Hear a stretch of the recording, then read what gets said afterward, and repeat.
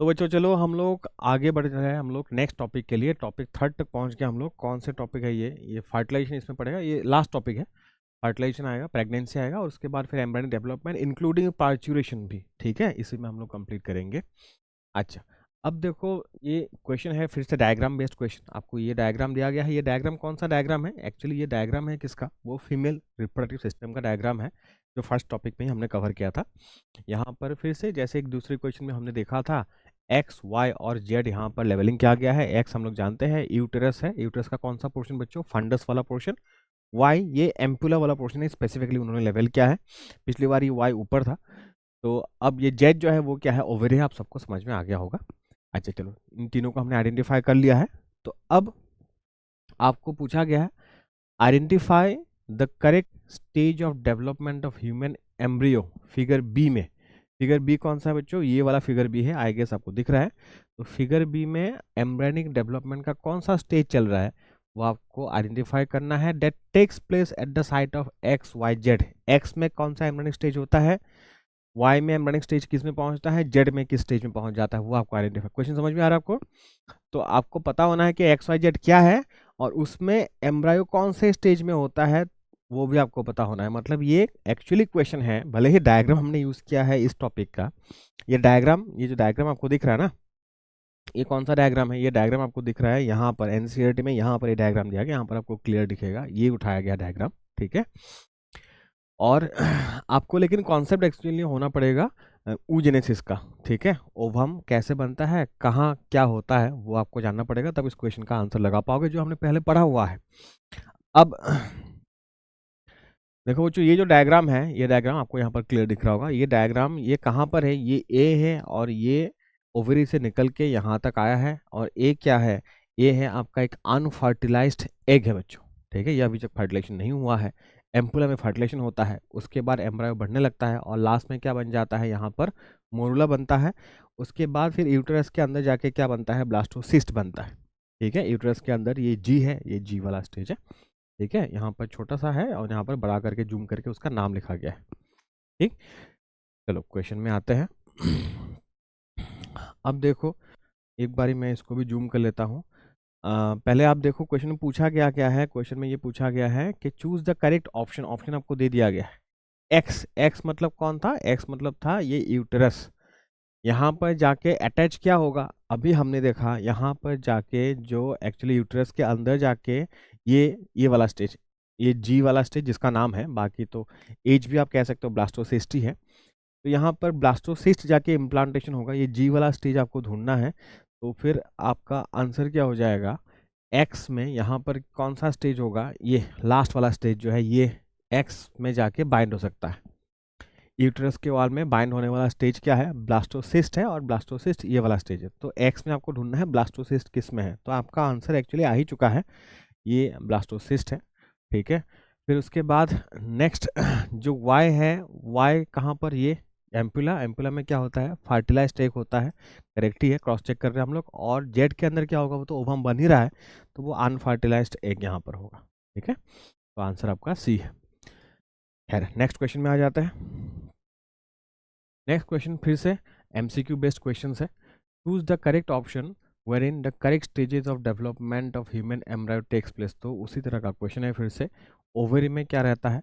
Unfertilised egg होगा, fallopian tube में fertilised egg, और यूट्रस के अंदर क्या? ब्लास्टोसिस्ट। सेम क्वेश्चन है, खाली वो डायग्राम बेस्ड था और ये डायग्राम बेस्ड नहीं है। देखो ये जो क्वेश्चन है यहाँ पर, a fully develop foetus initiates delivery from mother's womb. Foetus से ही इनिशिएट होता है डिलीवरी का प्रोसेस, वो आपको एक्सप्लेन करना है, ठीक है। ये एक्चुअली मैं आपको पार्चुरेशन प्रोसेस का था कवर करेंगे। तो पार्चुरेशन, डिलीवरी मतलब पार्चुरेशन, तो पार्चुरेशन से आपको ये क्वेश्चन पूछा गया है। तो पार्चुरेशन प्रोसेस को मैं आपको एक फ्लो चार्ट बना के समझा देता हूँ, आप वहाँ से जो भी क्वेश्चन होगा आप फिर कर पाओगे, ठीक है।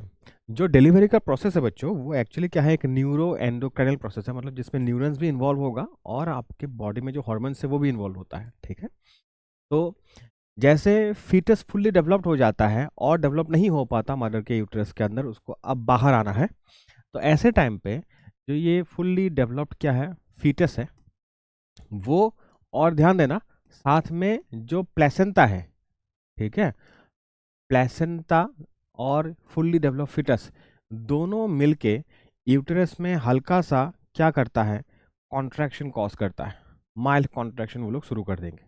ठीक है, जैसे ये हल्का हल्का कॉन्ट्रैक्शन होगा किसका, यूटेरस का, और यूटेरस में 3 लेयर था बच्चों, जो बीच वाला लेयर था उसका नाम था मसल वाला लेयर, मायोमेट्रियम, वो कॉन्ट्रैक्ट करता है प्रिसाइजली, क्योंकि मसल ही कॉन्ट्रैक्ट कर पाता है। जैसे वो कॉन्ट्रैक्शन होगा तो जो मदर है उनको हल्का सा क्या पेन फील होता है। ठीक है, अब ये जो हल्का सा पेन फील हुआ, इससे एक चेन ऑफ इवेंट स्टार्ट हो जाता है, और इसी को हम लोग क्या कहते हैं, फीटल इजेक्शन रिफ्लेक्स। होता क्या है हम लोग समझेंगे। ठीक है, फीटल इजेक्शन रिफ्लेक्स कहा जाता है। कई बार इस तरह का क्वेश्चन भी आता है कि फीटल इजेक्शन रिफ्लेक्स के लिए कौन रिस्पॉन्सिबल है। ऑप्शन में आपको फीटस और प्लेसेंटा दोनों चूज करना है। अच्छा अब ये जो जैसे रिफ्लेक्स स्टार्ट हो गया, अब मसल में पेन हुआ है, तो ये सिग्नल जाएगा कहाँ तक, जो एक्चुअली सिग्नल्स कहाँ तक पहुँच गया, सिग्नल्स सेंड टू कहाँ, हमारे ब्रेन तक। और ब्रेन में कहाँ, आप लोग देख रहे हो चैप्टर में हर बार ब्रेन का कौन सा पार्ट इन्वॉल्व हो रहा है, हाइपोथैलेमस बोल के एक पार्ट इन्वॉल्व हो रहा है। ठीक है, तो जो पेन का सिग्नल, हम मदर को पेन फील हुआ कैसे, क्योंकि सिग्नल कहाँ तक गया है, ब्रेन तक गया है। अब जैसे हाइपोथैलेमस सिग्नल गया, तो जनरली होता है क्या है, जब बॉडी में कुछ काम होता है ना, जो बॉडी को थोड़ा प्रॉब्लम कर रहा है उसको फिर बॉडी रोकने के लिए कोशिश करती है। यहाँ पर मसला थोड़ा सा उल्टा है। जैसे हाइपोथैलेमस को पता लग गया कि अच्छा वो पेन शुरू हो गया है, तो ये ब्रेन है ना, ये समझ जाएगा, मतलब बच्चा फुल्ली डेवलप हो चुका है। ये बच्चे का मदर के ब्रेन के साथ कम्युनिकेट करने का एक तरीका है कि अब मुझे बाहर निकलना है। ब्रेन समझ जाता है कि जितना सपोर्ट देना था इसको दे दिया, अब बच्चा बड़ा हो चुका है, अब इसको बॉडी से बाहर निकालना पड़ेगा जैसे भी हो। अब बाहर निकालना पड़ेगा तो फिर अब मम्मी को किसी तरह कैसे क्या करना है, हमें कंपेल करना है कि पुश करके बेबी को बाहर करे, जो कि बहुत ही पेनफुल प्रोसेस है, और जानबूझ के अपने हिसाब से डेलिबरेटली ये बंदा ये कोई काम नहीं कर पाएगा। कोई भी मम्मी इतना हिम्मत नहीं रख पाएगी कि चलो आज बच्चा पैदा कर देते हैं बोल के, से प्लान करके अपने हिसाब से कर देगी। उसको बायोलॉजिकली उसको कंपेल किया जाता है। कैसे किया जाएगा, हाइपोथैलेमस तुरंत एक हार्मोन सिंथेसिस करना शुरू कर देता है जिसका नाम है ऑक्सीटोसिन। ऑक्सीटोसिन फिर वो किसको दे देगा, ये हमारे पिट्यूटरी के साथ कनेक्टेड रहता है, तो पोस्टीरियर पिट्यूटरी को दे देता है बच्चों। ठीक है, फिर पोस्टीरियर पिट्यूटरी ये ऑक्सीटोसिन रिलीज कर देगा कहाँ, ब्लड में, और ब्लड में आते आते फिर फाइनली वो कहाँ पहुँच जाएगा, वही ब्लड यूटेरस पहुँच जाएगा। यूटेरस में आके फिर से वो क्या करेगा, ऑक्सीटोसिन कॉन्ट्रैक्शन को और ज़्यादा कॉज करता है, तो ये कॉजेज मोर कॉन्ट्रैक्शन। कॉन्ट्रैक्शन के लिए ही पेन हुआ था पिछली बारी, है ना, फिर से और कॉन्ट्रैक्शन हुआ, तो फिर आप देखोगे कि इस बारी पेन और ज़्यादा होने लगेगा। फिर तो पेन का जो सिग्नल है वो फिर से सिग्नल कहाँ तक जाएगा, हाइपोथैलेमस को जाएगा। उसको लगेगा अभी और मतलब ऑक्सीटोसिन मुझे बनाना है, क्योंकि पेन ज़्यादा हो रहा है, मतलब उसको ज़्यादा सिग्नल आ रहा है कि बच्चे को बाहर जाना है। ठीक है, तो हाइपोथैलेमस और ऑक्सीटोसिन बनाएगा, फिर से जाएगा ब्लड में, और कॉन्ट्रैक्शन होगा और पेन होगा। ये पेन अल्टीमेटली जाते जाते एक बहुत ही सीवियर कंडीशन में पहुंच जाता है, जब हम लोग कहते हैं कि अब क्या हो चुका है, लेबर पेन स्टार्ट हो चुका है बच्चों। इसी को लेबर पेन कहा जाता है। आई बात समझ?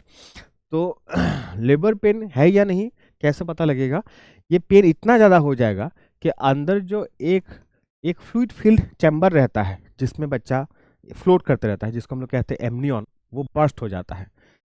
तो एमनियन जो है वो रप्चर हो जाता है, और वेजाइना के थ्रू उसके अंदर जो फ्लूइड था वो बाहर आना शुरू हो जाता है। ठीक है, इसी को हम लोग कहते हैं, जो आम लैंग्वेज में कहा जाता है, लेमन लैंग्वेज में कहा जाता है डिलीवरी के टाइम पे, कि नार्सिस बोलेगी, या फिर लोगों का आया आया वगैरह नहीं होता, वो लोग बोलते हैं कि वाटर ब्रेक हो गया, ऐसे कहा जाता है। वाटर ब्रेक मतलब एक्चुअली वो एमनियन जो है वो रप्चर हो चुका है। तो एमनियोटिक फ्लूइड जो है, फ्लूइड स्टार्ट्स कमिंग आउट। ठीक है, उसके बाद विदिन फ्यू आवर्स, ठीक है, विदिन फ्यू आवर्स आपको बच्चे को बाहर निकालना पड़ेगा, या तो सर्जिकली करो या तो नेचुरली, लेकिन उसके बाद ज़्यादा देर तक बच्चा अंदर सर्वाइव नहीं कर पाता। तो ये पेन का सिलसिला जो है वो कंटिन्यू रहेगा। ये एक तरीके से एक तरीका है to compel the mother to push the baby out of her body, because until and unless the baby goes out of the body, the pain will continue to increase and increase only. ठीक है, तो ऐसे वो continue करता है pen के सिलसिले को, और फाइनली मम्मी को कंपेल होके उसको बेबी को पुश करना पड़ता है। आज से 100 साल पहले हमेशा हर डिलीवरी वैसे ही होता था। ठीक है, और इसी प्रोसेस में कई बार मम्मियाँ इतना अगर फोर्स नहीं लगा पाती तो मम्मी फेंट हो जाती थी, और ऐसे केस में हो सकता है कि मम्मी के साथ साथ बच्चे का भी डेथ हो जाए। कई बार बाद में सर्जिकली पेट काट के, ठीक है, बच्चे को तो निकाल लिया जाता था, लेकिन मम्मी को फिर कॉम्प्रोमाइज़ करना पड़ता था। ठीक है, ऐसा है। उसके बाद फिर क्या हो जाता है, उसके बाद होता है पार्चुरेशन। तो आप लोग देखो यहाँ पर बार बार क्या है, यूट्रस से सिग्नल जाता है, तो ये न्यूरन से सिग्नल जाता है, और फिर यूट्रस फिर यूट्रस तक सिग्नल दिया जाता है from brain using what, hormone. तो हार्मोन और न्यूरन दोनों का यहाँ पर रोल है, तो इसलिए क्या है, न्यूरो एंडोक्राइनल मैकेनिज्म है। ठीक है बच्चों, चलो, तो लंबा क्वेश्चन भी अगर आया तो आई होप आप लोग लिख लोगे। नेक्स्ट आता है, state from where do the signals of parturition originate in human females, हमने अभी डिस्कस किया, फीटस और placenta.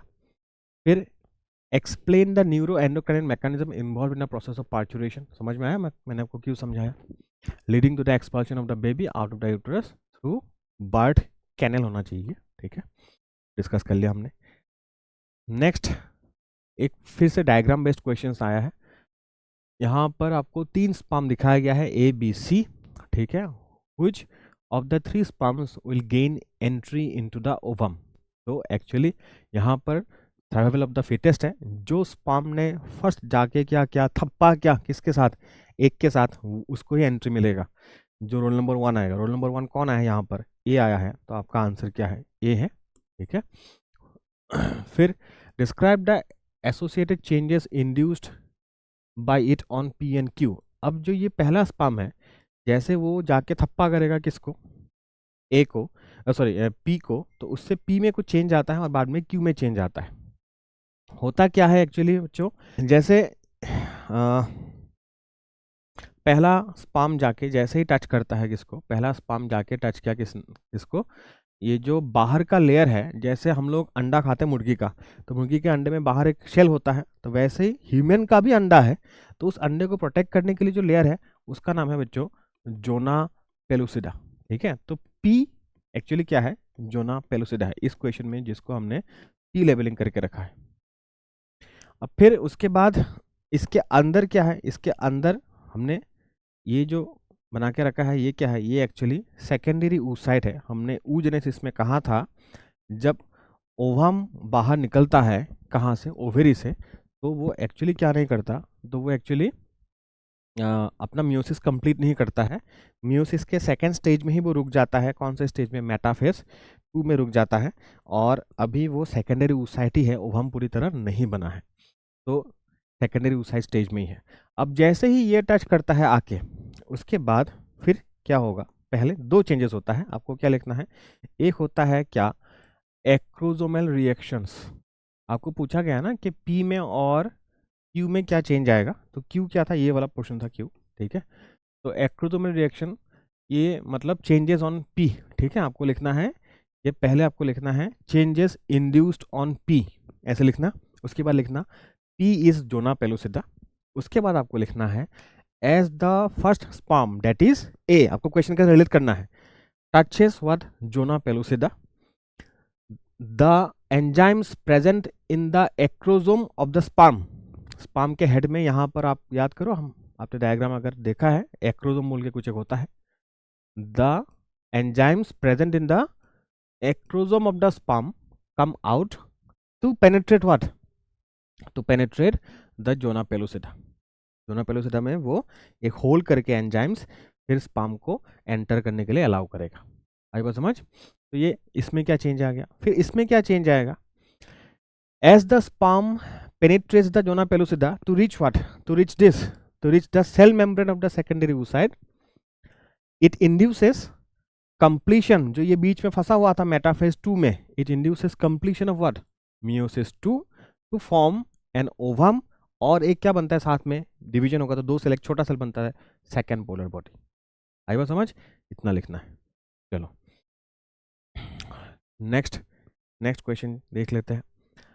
Explain the phases of embryon development from morula stage till the establishment of pregnancy in human female. अच्छा, आपको यहाँ पर specific कर दिया गया है कि कहाँ से आपको लिखना है, मोरुला से लिखना है, एकदम मतलब जायगोट से नहीं लिखना है। तो मोरुला से आपको कहाँ तक लिखना है, till the establishment of pregnancy.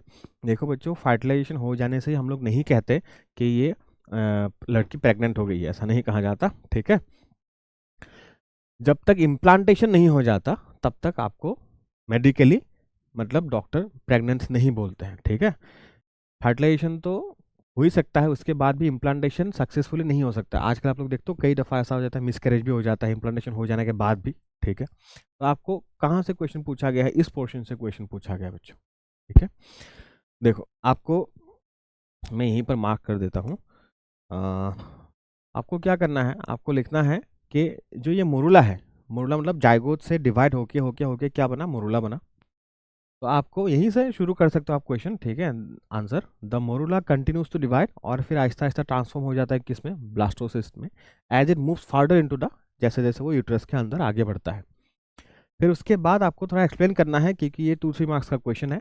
जो ब्लास्टोमियर्स मतलब जो सेल्स है वो ब्लास्टोसिस्ट में जाके 2 लेयर में अरेंज हो जाता है बच्चों। जो बाहर का लेयर है उसका नाम है ट्रोफोब्लास्ट, और जो अंदर रह जाता है उसके अंदर उसको कहा जाता है इनर सेल मास। पहले तो एक मोटी चोर के लड्डू की तरह था वो जो मोरुला था, उसके बाद उसने एक बॉल जैसा स्ट्रक्चर बना लिया, ठीक है। बॉल का जो बाहर का लेयर है वो क्या है, ट्रोफोब्लास्ट। उसमें एक तरफ जैसे हम लोग आटे का लड्डू नहीं बनाते, ऐसे कुछ सेल का आपने लड्डू बना के एक तरफ चिपका दिया, that is called inner cell मास।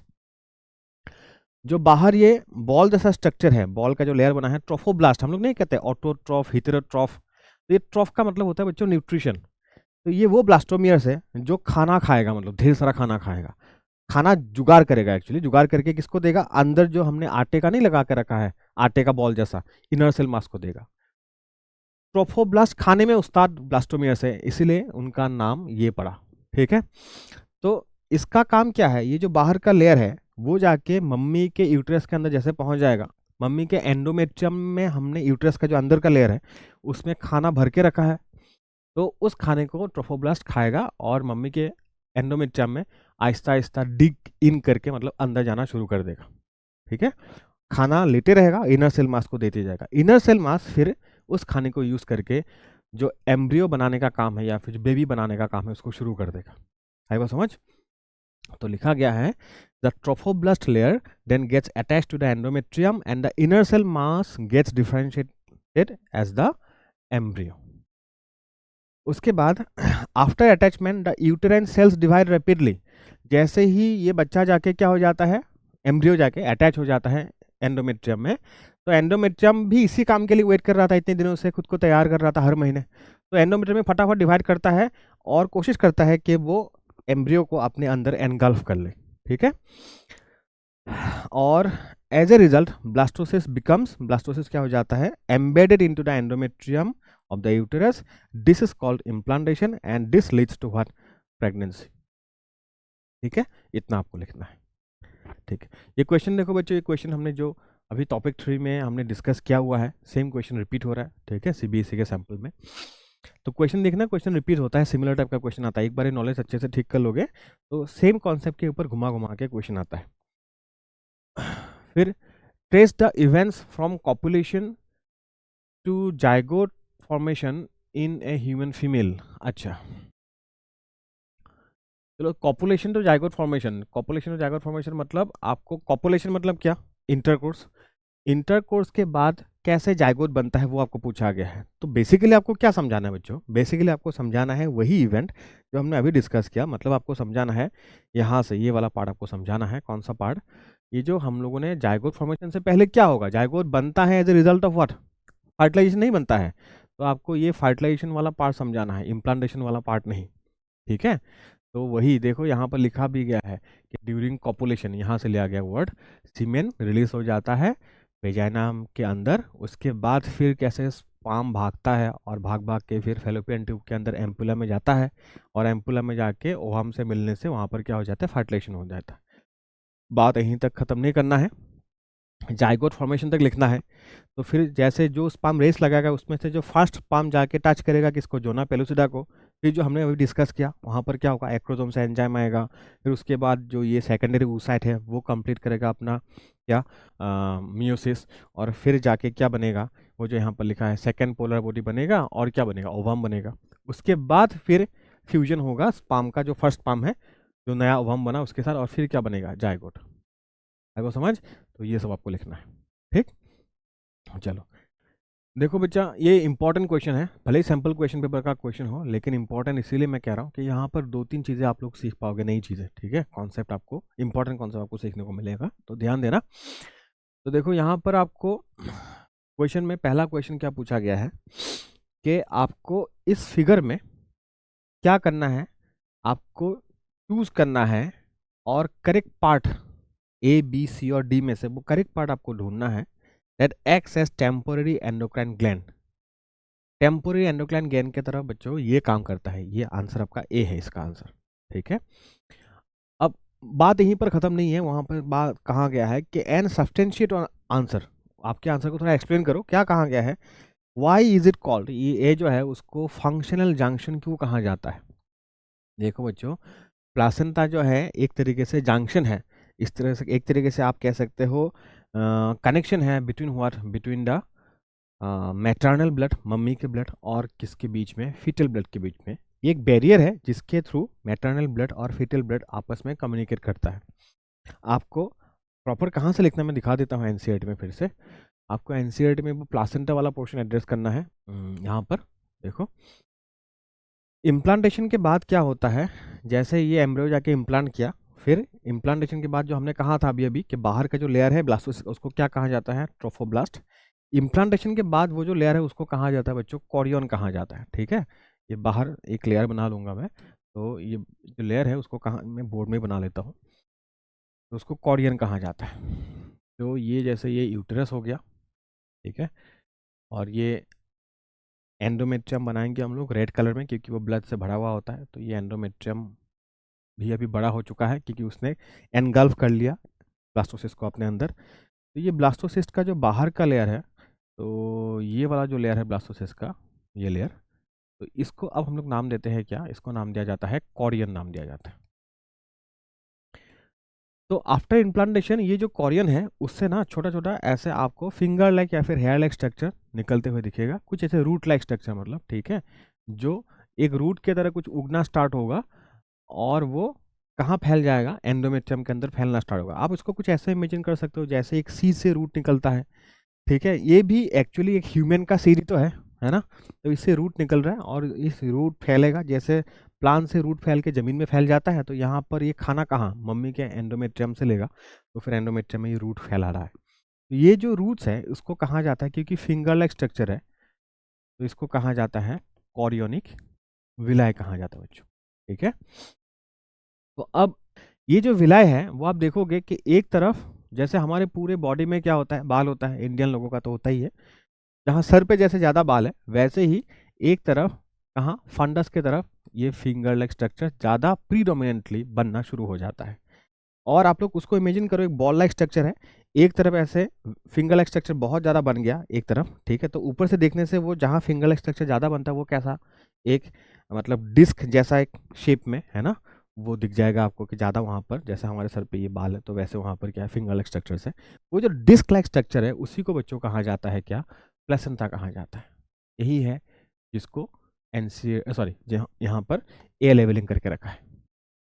अब मैंने आपको प्लेसेंटा कैसे बनता है वो तो आपको समझा दिया, ठीक है। आपको अगर क्वेश्चन पूछा गया प्लेसेंटा कैसे बनता है, तो उसका आंसर लिखना कैसे है, जैसे यहाँ पर लिखा गया है, after implantation finger like projections appear on the trophoblast, called क्या कहा जाता है, कॉरियोनिक विलाय, जिसको सराउंड करता है यूटेराइन टिश्यू, समझ में आ गया आपको, है ना, एंड मैटरनल ब्लड। तो यूटेराइन टिश्यू में क्या है, मैटरनल ब्लड भी है। The chorionic विलाय and the uterine tissue become interdigitated, ये वर्ड अगर नहीं समझ आ रहा है, देखो मतलब डिजिट का मतलब होता है बच्चों फिंगर, इंटरडिजिटेटेड का मतलब होता है ऐसे हो जाना। अब जैसे ये ट्रोफोब्लास्ट है उससे फिंगर लाइक स्ट्रक्चर निकला है, ऊपर मान लो फिर से आटे का हमने एक डाव बना लिया, वो मान लो क्या है, एंडोमेट्रियम है, उसमें मैंने अपना जो है उंगली ऐसे डाल दिया, तो बीच में ऐसे ऐसे वो आटे का भी फिंगर लाइक स्ट्रक्चर नहीं बन जाएगा, वो यूटेराइन टिश्यू का फिंगर और जो प्लेसेंटल विलाय है, कॉर्निक विलाय है, वो भी फिंगर ऐसे इंटरडिजिटेटेड हो गया ना, तो वही कहा जा रहा है interdigitated with each other and jointly form A structural functional unit between one developing embryo and the maternal body called one placenta.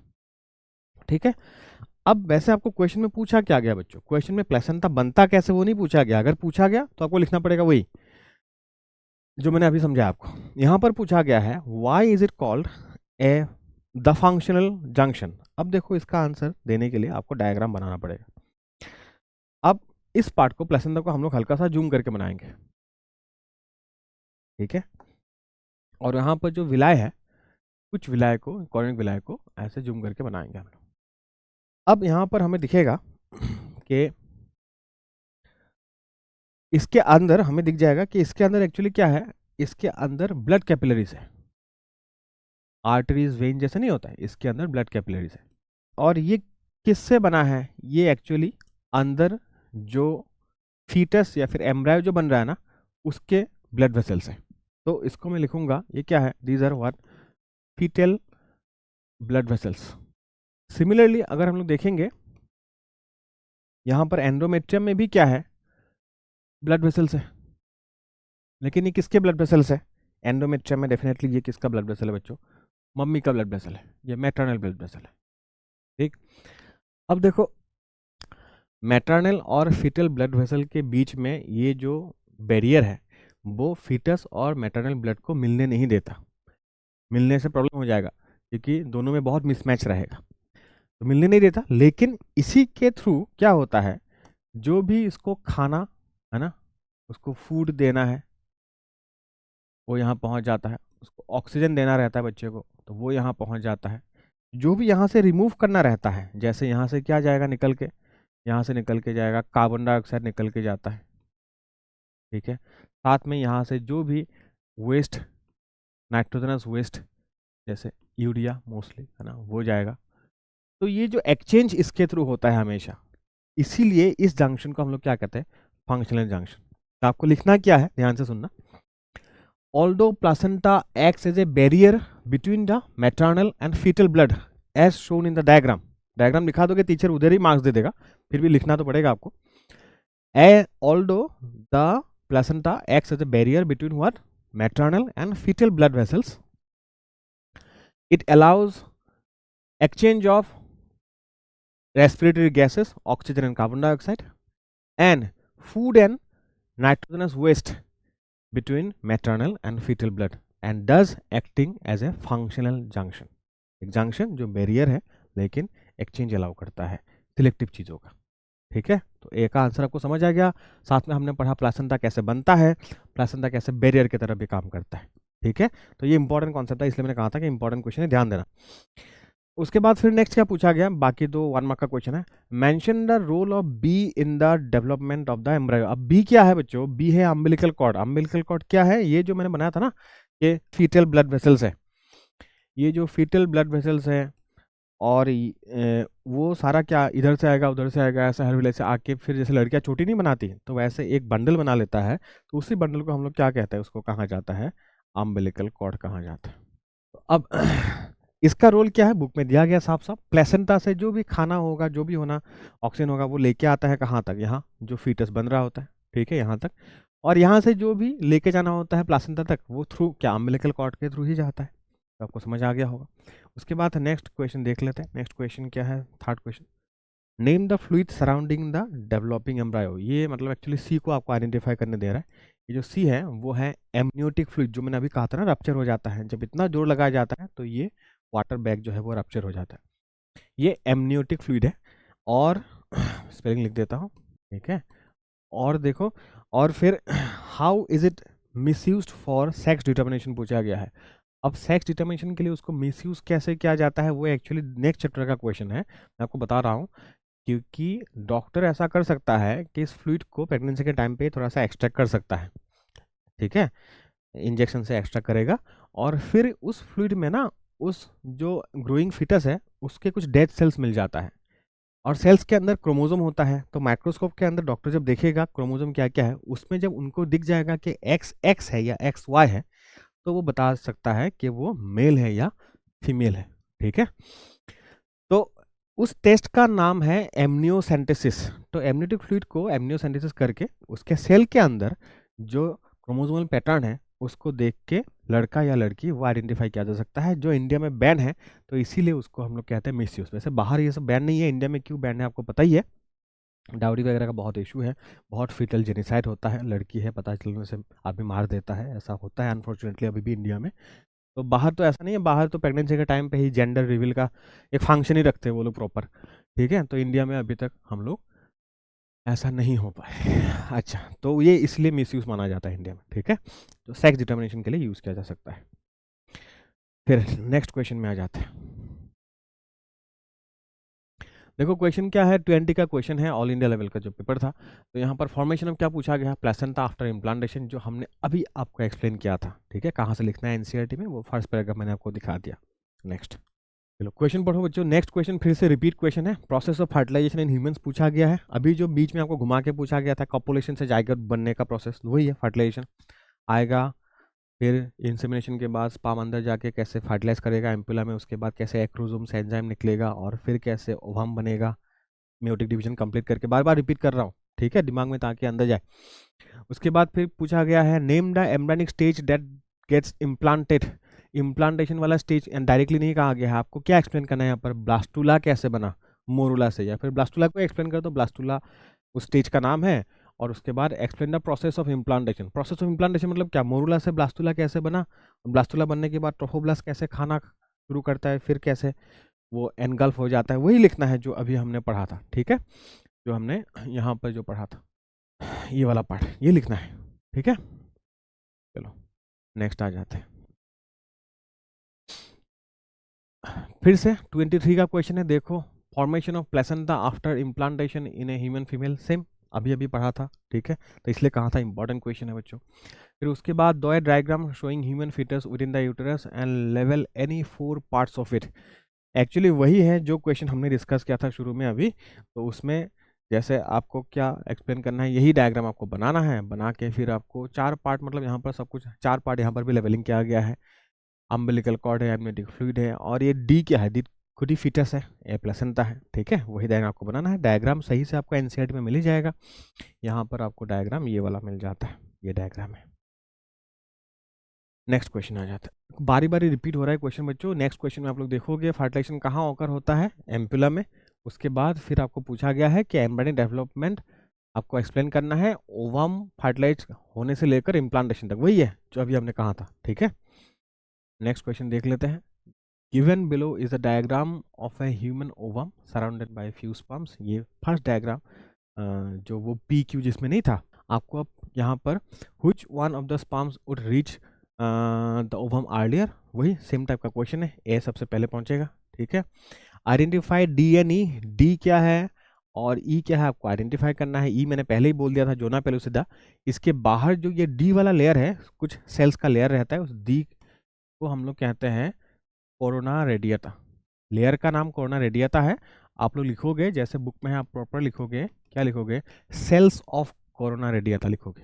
ठीक है, उसके बाद नेक्स्ट क्वेश्चन है, mention what helps the entry of sperm into the ovum.